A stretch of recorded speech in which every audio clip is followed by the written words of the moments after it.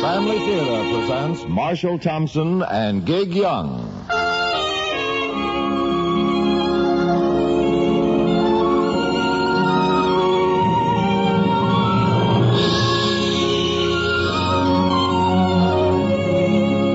From Hollywood, the Mutual Network, in cooperation with Family Theater, presents Coincidence, starring Marshall Thompson. And now, here is your host, Gig Young.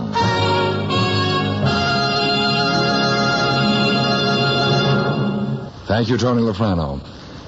Family Theater's only purpose is to bring to everyone's attention a practice that must become an important part of our lives. If we are to win peace for ourselves, peace for our families, and peace for the world, Family Theater urges you to pray. Pray together as a family.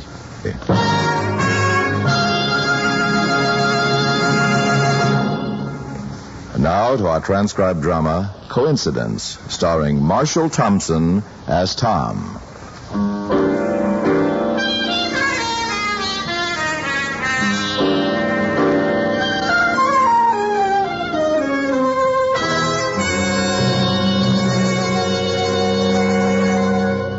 I had met Harry Moyles twice. The day I reported for work at the studio, and one other time 3 weeks later when he was passing through the commissary on the way to the executives' dining room. As a rule, that's par for the course, since most executive producers speak only to other producers. But Harry had been a screenwriter himself years ago, so I was more flattered than surprised when his secretary called me last Thursday and said that Mr. Moyles would like to see me in his office. Come in, Tom. Sit down. Yeah, thank you. Cigarette? Oh, I just put one out, thanks. Well, you've been here almost 2 months. How do you like Hollywood? Well, very well indeed. Especially the money. Yes, the money's good. Uncle Sam gets most of it, but it's still good. Well, at least he gets to spend it. Yes, he does it there. The reason I called you in is to tell you I like this. Oh, I was hoping you would. We've had the screen rights to these properties of Morrison's for years. Novels, short stories, sketches. Dozens of people have tried to adapt them for pictures, but the stuff just didn't seem to gel. Well, even this one? Twilight? Oh, yes. A great novel, but we couldn't string it together to make anything for the screen. I tried it myself 20 years ago. Hashed the thing up something awful. Well, I'm doubly flattered, Mr. Moyles. Harry. Okay. Not around here, of course, but like tonight when you're a guest in my house. We're friends. We're informal. Tonight? I did it backwards. You and Mrs. Elliott are invited for dinner tonight at my place. It's in Bel Air. June at the desk will give you the address and the directions. Well, that's very generous of you. You can make it, can't you? Oh, yes, of course. Oh, don't say I invited you this late. Irene will take my head off. Not a word. She's the one, my wife, Irene, who got interested in your work and thought you might be able to lick this Morrison stuff we have. You're an admirer of his, aren't you? Well, that's putting it mild. I think he was the best writer America's produced in the last 30 years. Yes, he was good, all right. You knew him, didn't you, Mr. Moyles? Oh, for a few months. Back in the 20s when he came out here to get on his feet again. What was he like to work with? Now, how did you know I'd worked with him? I was down in the story department a few weeks ago looking through a catalog of unproduced properties and saw both your names on a couple of originals. Yes, we tried a few together. Now, to answer you, Phil Morrison was a difficult man to get anything accomplished with. He didn't like pictures. I noticed that none of the material you worked on together was based on any of his novels or short stories. Well, you see, we didn't acquire any of the rights to those until after he'd left the studio. Oh, was that before he died? Yes, it was. Yes? Oh, I was just going to ask what time we're expected this evening. Oh, around 7. We're just having in a few friends, black tie. Oh, good enough. Irene's looking forward very anxiously to meeting you and your wife. Well, don't worry, we'll be there.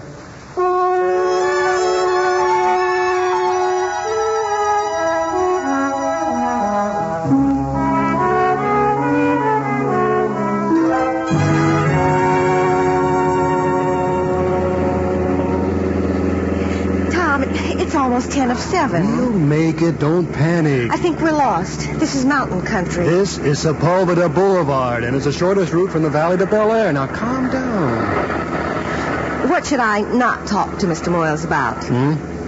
Well, has he any special hates, peeves, phobias? Not that I know of. Just stay on pictures. His pictures. You can't go wrong. How about his wife?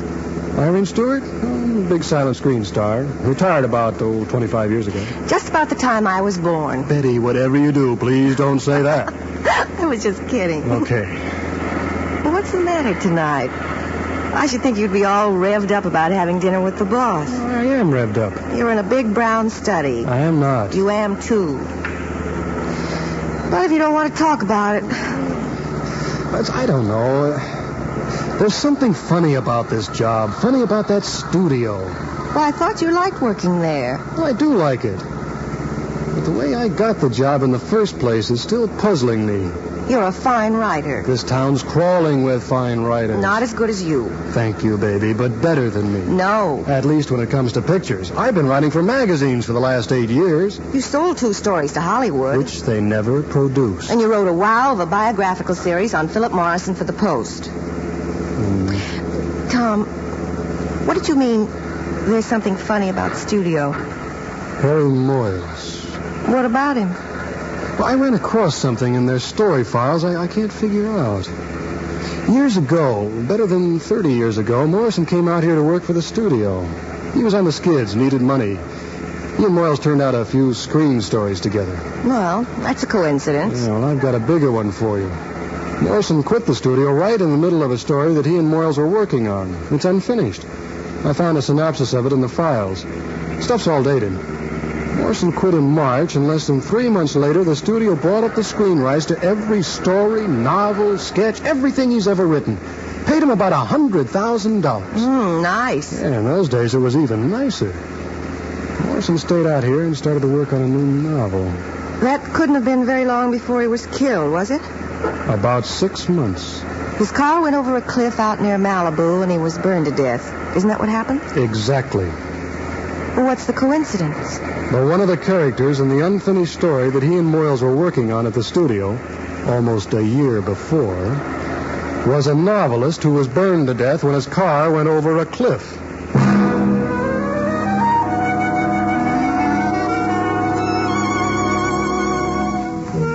The party at Harry Moyles was big and expensive, and for the most part, uneventful. Except for one thing that happened just a few minutes before Betty and I left. It was about 11:30, and some of the guests were getting their coats. We were standing in the vestibule admiring what I think was an original Goya when somebody tapped me on the arm. Tom. Oh, yes, Mrs. Moyles. Betty, I want to steal your husband away. Can I do it? Well, that remains to be seen. Will only be a minute. Oh, no rush. I've got Goya to keep me company. Right here in the library, Tom. It's something I think you'll be very much interested in. Well, I must say you called it by the right name. This is a library. A few years back, Harry started collecting first editions, but then he lost interest. Oh, it's beautiful. Here's what I wanted to show you. The books on this shelf. Well, Phil Morrison's books. All of them. They were a present from him.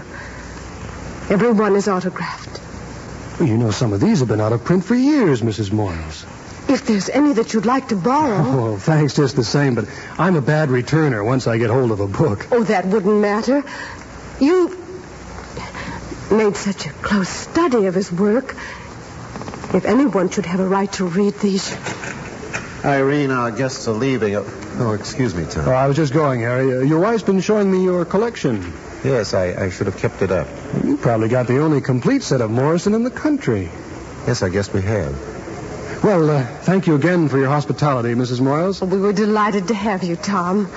Oh, I must go out and say goodnight to your wife. Oh, Irene, there's something I want to ask you. We'll be right along, Tom. Yes, you bet. Tom, I think you better get my wrap. Well, everybody's leaving. Will you be quiet a minute? What's the matter with you showing him those books? I just wanted him to see them.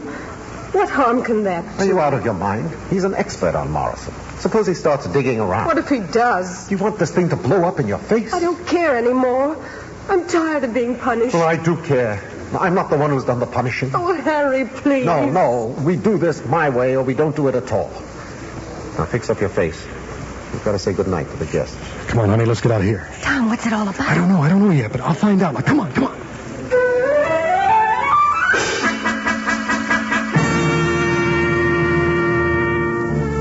The next day at the studio, I put in my 8 hours, expecting any minute that the phone would ring and Mr. Moyles would want to see me. But it didn't. And that night after dinner, Betty and I started through the copies of Morrison's books that I'd brought with me from New York, looking for, well, we didn't know what. Tom, will you answer me something truthfully? Well, try to. Why are you doing this? Digging into Morrison's past and Irene's and Mr. Moyles? Well, at the risk of sounding cynical, it could make a fascinating and lucrative sequel to the magazine series I did on Morrison last year. And maybe one just a mite sensational? Look, honey, he was a national figure, a celebrity. And the last 2 years of his life, which he spent out here, are sure filled with question marks. Like the coincidence of driving over a cliff when he'd previously worked on a story with the same gimmick in it? With Harry Moyles. Well, what of it? Whose wife obviously has some connection with Morrison. He gave her a set of his books. To Irene with deepest affection. For authors, that's not an uncommon dedication. Well, what about the argument she and Harry had in the library last night? Well, maybe he's jealous. Of a man who's been dead for 30 years? It's conceivable. It wasn't that kind of an argument. Well, they've got a secret between them, and Moyles is scared to death it's going to get out. Well, you poke around into the past all you want, but I think one coincidence is mighty slim evidence to go on. All right. But why did they buy up the screen rights to all of Morrison's properties less than 2 months after he left the studio? Maybe they wanted... Well, he was a has-been. His books weren't selling. He was on the skids. Why did they buy them then, especially at that kind of a price? It just doesn't add up. I still think they may have wanted them. Not one picture's been made of his stuff. Not one. You told me Moyle said the books were hard to adapt. Oh, baloney. Honey, take it easy. You lift out the symbolism and the introspection, and you've got good, solid drama. Tom, you don't have to yell. I just don't get it. He was a great writer. Honey. For years, they slept off his work like it was nothing. I'm sorry, Betty. There's something else going on here. I want to get the answer to it. Tom. I'm sorry I yelled at you. Don't be. I think you're doing what's right. Oh, I hope so. Whether it ever gets published or not.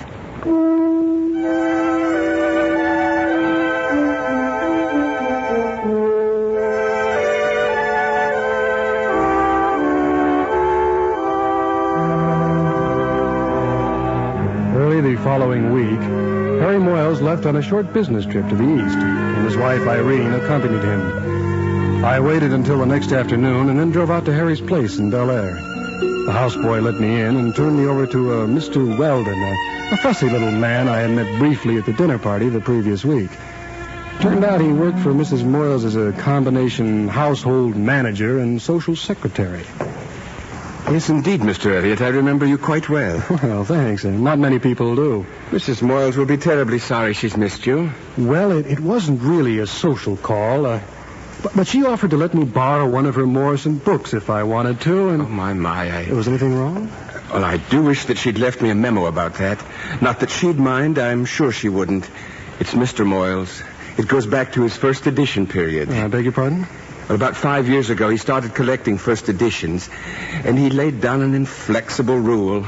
No books borrowed from the library. Well, I can certainly understand that. Well, as a matter of fact, I don't want to take any of the books with me. Oh, well, in that case, I'm sure there won't be trouble. A couple of them are supposed to be out of print. I just like to get the name of the publisher and the publication date and see if I could run down a copy somewhere. Oh, well, by all means, come along. I'm quite sure Mr. Moyles will have no objection to that. I think you'll find the Morrison shelf over there. Yes, Mrs. Moyles showed it to me the other night. They should be arranged in order of their publications. I'm especially interested in the last novel he wrote just before he died. Oh, yes, that would be this one. A Fool There Was. Thank you. Well, let's see. Title page, publication. Yes, thank you. Thank you, Mr. Weldon. This is just what I was looking for.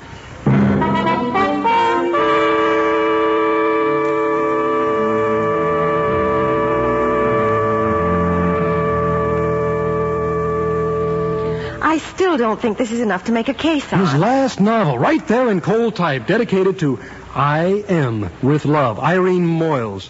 Hanky-panky? Yeah, it sure looks like it. And where does Harry Moyles come into this? I don't know. But you're thinking plenty. I'm thinking I get pretty mad at a guy who went around dedicating novels to my wife. Mad enough to push him over a cliff? Well, maybe. Although I must admit, Harry doesn't seem like the type. Well, I wouldn't know about that, but I think he'd be a little more inventive. How do you mean? Well, if he was going to murder a man, why would he use a method that he'd already signed his name to in a story? Well, maybe he'd forgotten he ever wrote such a thing. Oh, look, guys like Harry were the workhorses out here 30 years ago. They came up with a scenario every week. What's original about a car going over a cliff? Well, then why do you attach so much importance to it? Because that's the way Morrison died. And you think Harry Moyles killed him? I don't know. But if he did, and he did it in a hurry, this is the way he might have chosen. Tom, if you really think there's something to this, why don't you go to the police? Well, I thought about it, and I did the next best thing. What? I hired a private detective, mostly to poke around in official files and whatnot. Does he know what you're trying to prove? No. I told him it was just a research job on Morrison. I showed him the magazine series I did last year, and I think he swallowed it. Well, maybe he'll turn up something you can use. Yeah. I just wish I could be sure I wanted him to.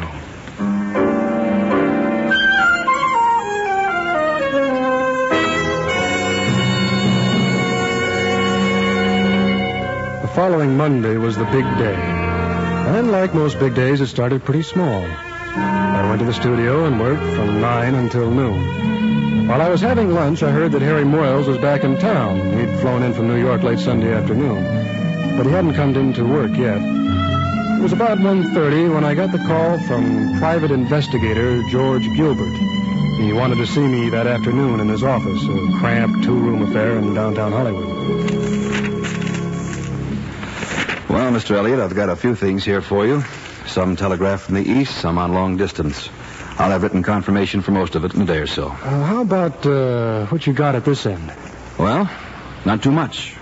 Most of it confirms what you told me. Morrison died in the automobile crash out at Malibu, August 1926.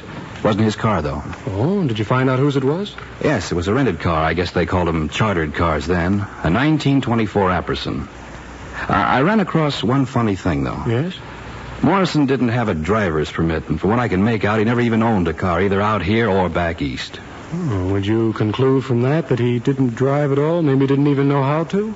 Well, he was driving the car that went over the cliff, which ain't saying he knew how very well. What else? I got nowhere on his literary estate. It's handled by a New York lawyer named, Folsom. Apparently Morrison had relatives somewhere in the east, but I couldn't find out where or what their names were. Well, does the estate amount to anything? Well, someone's been taking money out of it for years, but I don't know who or just how much. Well, if you don't know that, how do you know it's been happening at all? I'm sorry, Mr. Elliott. That is a confidential source. Oh, you mean I'll just have to take your word for it, huh? Well, let's face it, you're not taking it for much. Well, I guess that does it. Excuse me. Hello? Yes. Yes, just a moment, please. It's for you, Mr. Elliott.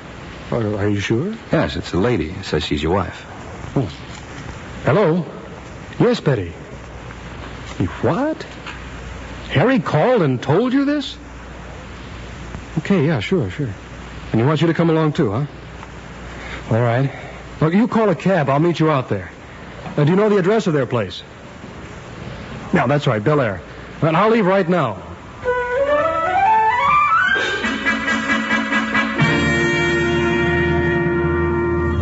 The evening rush had started along Sunset, so it was almost an hour before I pulled into the curved driveway in front of Harry Moyles' place. The houseboy told me that Betty had already arrived and that she, Harry, and Mrs. Moyles are waiting for me in the library.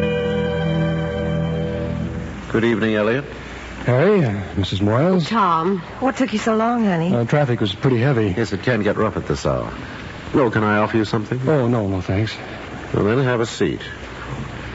I don't suppose there's much to be gained in beating around the bush. You've probably guessed what I brought you out here to discuss.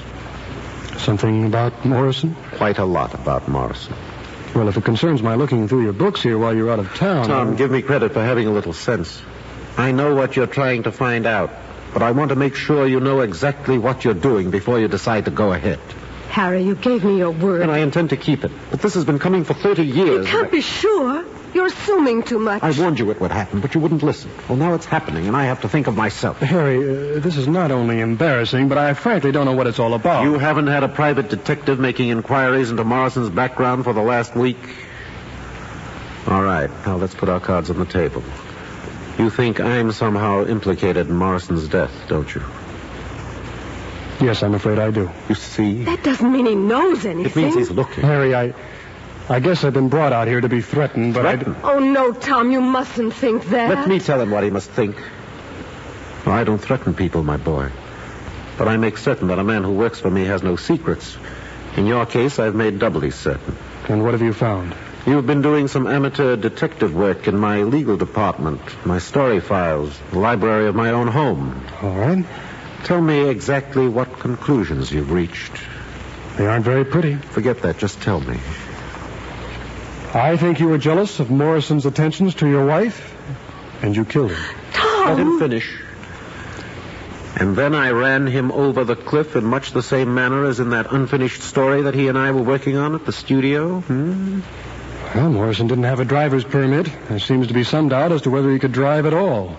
So most of your evidence is just guesswork. Yes, it wouldn't hold up in court. But it might make good reading, especially in view of the printed dedication in Morrison's last book to I.M. Well, you can't very well stop people from speculating that the initials stand for Irene Moyles. No, you can't. Mrs. Elliott. Yes? Your husband is a persistent seeker after the truth, isn't he? I'd say so. I wonder just how persistent. Why don't you try me and find out? I intend to. Oh, Harry, please, in heaven's name. No, Irene, no. I don't feel sorry for you anymore. Tonight I'm feeling sorry for myself. I don't like the feeling, so I'm going to get rid of it. Tom. Yes? You say you think I pushed Morrison over the cliff in that car? Yes. You're right. I did. Harry, if you're determined to make a confession... He was dead when I pushed him over. He had died an hour earlier of a heart attack. A heart attack? Brought on by a violent argument with the woman to whom he was secretly married. Morrison was never married. You can find a copy of the marriage certificate in the files of the City Hall at Monterey, dated December 9th, 1925. The woman used her real name, Doris Youngblood. Well, there's never been the slightest evidence that Morrison was married. That was because of the woman. She had a film contract which prohibited marriage. Harry! A film contract? You told him enough. The woman's professional name was Irene Stewart. You were Morrison's wife? Harry, you've told him enough. He will tell me when I've told him enough. So the dedication on his last novel to I.M. was to Irene Morrison, not Moyles. We weren't married until over a year after his death, November 1927. That can be proven very easily. Well, I guess all I can do is apologize, Harry. Your apology is accepted. I suppose I'm fired. No, not unless you want to be. No, I don't want to be. I like what I'm doing. And you have no further questions? What few I might have don't seem to be of any of my business. But you have them. Well, let's say that whatever they are, they've been pushed into the back of my mind. But the matter not being your business hasn't stopped you from coming this far. He's trying to say he's heard enough, Harry. Let him alone. I don't believe that. Look, I'm ashamed enough about this as it is. So you want to walk out of here with your wife, drive back to the valley, and forget it? Yes. And what will you talk about on the way home? Harry! Be honest with yourself, Irene. This will never be finished until Tom Elliott wants it finished. Believe me, Harry, You and Betty will talk about this discussion we've had. And you or she will say, I wonder why Harry Moyles took it on himself to conceal the place and manner in which Morrison died. Or, I wonder what the violent argument was about which led to his death. Am I wrong? I don't think any private discussion I might have with my wife will affect you or Mrs. Moyles. You don't understand yourself very well, Tom. Oh, I've seen you come and go for years, the seeker after truth, the born researcher. You won't stop here. Harry, will you let him alone? Yes, when I'm convinced he's willing to let us alone. And he isn't. He isn't. It's written all over his face. I guess you're right. I do want the answers to those questions. I was one of the few people at the studio who knew that Irene and Morrison were secretly married. I'd been in love with her long before she met him. Oh, Harry, for heaven's sake. We've been married for almost 30 years. Is it a secret that I'm in love with you? Oh, no, dear, but... It was I who arranged the purchase of Morrison's literary properties by the studio. It made him financially independent, gave him a chance to go back to work on his novel. I see. His last novel, A Fool There Was. Up to that point, he was willing to go along with Irene and keep the marriage a secret. She had a career to think about. Morrison could sympathize with that. But then they learned that she was going to have a child, and Morrison insisted the marriage be made public. And that was what the argument was about? That was it. And after his heart attack, you disposed of Morrison's body to protect Irene? Yes. She went east and had the child. By then, of course, the studio knew everything, but she was a big star. They took pains to protect her. Well, I guess that clears up just about everything. The child was a boy, born in Philadelphia, January 1927. You don't have to say any more. Irene adopted him out. There was no other way. There's no need to tell me this. The administration of his father's literary estate was left in the hands of a lawyer named Folsom. It was Folsom who contacted us in the East last week and said someone was making inquiries. Harry, I don't need to know anything. Are you sure? Yes, I'm sure. Very well. Come on, honey. Tom? Let's get out of here.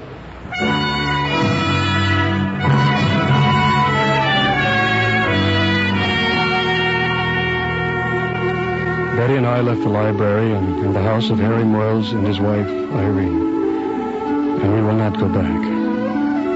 And all the way home, I held in my mind the picture of the heavy-set druggist and his wife, whom I'd called mother and father, and the life we had known. But they were dead now, and there were no more questions I could ask them. There were no more questions I wanted to ask. I had probed into the past of a man I admired, a man with whom I had felt a close kinship. But now I would forget him, because he was as dead as my parents. And so was the past he was part of. And in time, I might even forget that somewhere a son of his still lived who, like me, was born in January 1927 in Philadelphia.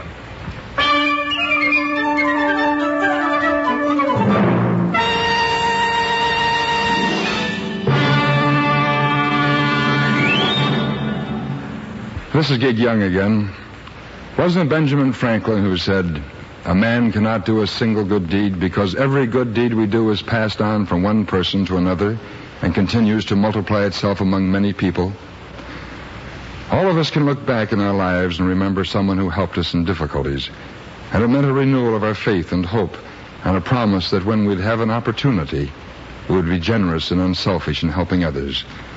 Yes, we have the opportunity to help those in need. And among the greatest needs in the world today is the renewal of charity and brotherhood and faith in God, a renewal of the practice of family prayer. With God, all things are possible. With God's help, our lives, our homes, our families, and the world can be kept in peace and happiness. But we must ask for that help. We must pray sincerely, humbly, not only by ourselves, but as a family. A prayerful home is a happy home, and a prayerful world is a peaceful world, because nations that pray together for peace will live together in peace, just as the family that prays together stays together. More things are wrought by prayer than this world dreams of.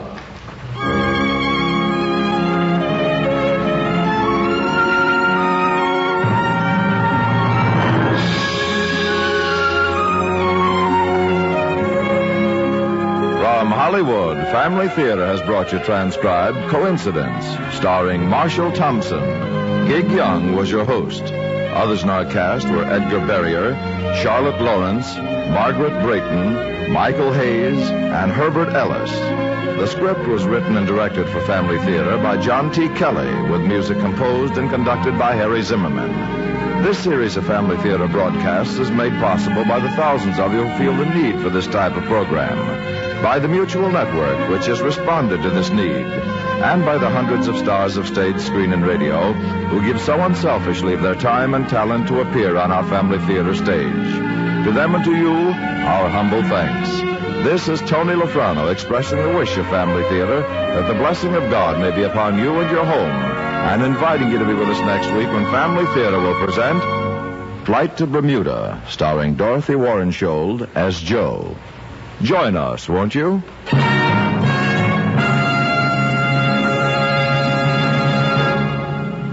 Family Theater is broadcast throughout the world and originates in the Hollywood studios of the world's largest network. This is Mutual, the radio network for all America.